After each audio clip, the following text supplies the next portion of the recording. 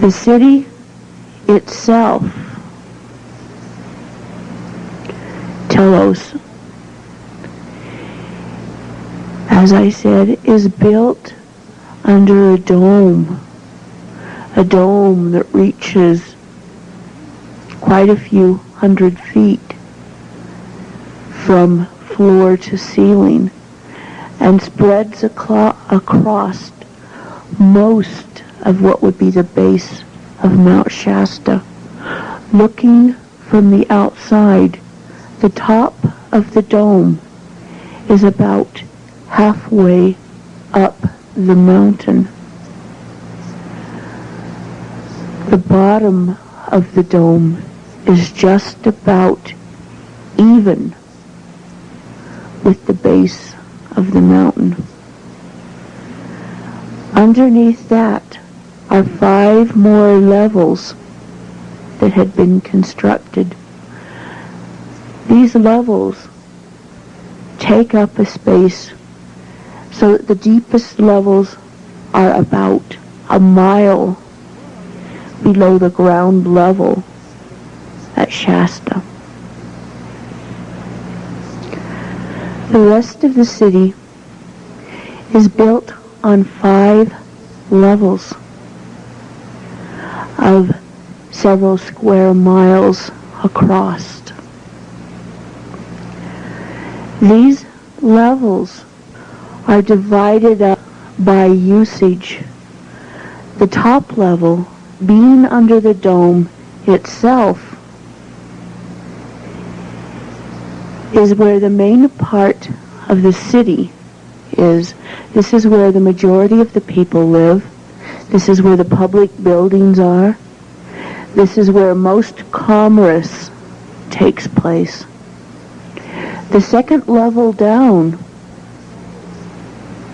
is where manufacturing takes place. Some classes take place, and also more people live on. The third level down is totally hydroponic gardens where we grow all of our food supplies. The fourth level down is half hydroponic gardens, part nature and part manufacturing. The final level down is what we call our nature level. This is the level that is more than a mile in some spots below the ground. In this level, we have created lakes, tall trees, park-type atmospheres.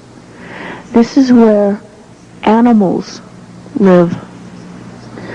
We have had animals underneath for so long that they have lost their aggressions. That and different temples, priests and priestesses worked, you might say, with their ancestors, removing the need of fear, since it is fear that creates aggression, not only in humans, but also in animals. Thus, we truly have the experience of lions lying down with lambs. In the nature levels, this is where people have come to relax. This is also where we have saved many animals and plants from extinction. More on side 2. In these nature levels, as I said, many plants and animals have been preserved from extinction by being placed within the nature levels of Telos, Poseid, and many other of the subterranean cities. Thus, we still do have many of the plants that have been extinct on the surface. We still have saber-toothed tigers. We still have mastodons We still have your provincial dodo bird. We don't have dinosaurs. They were a little big to keep.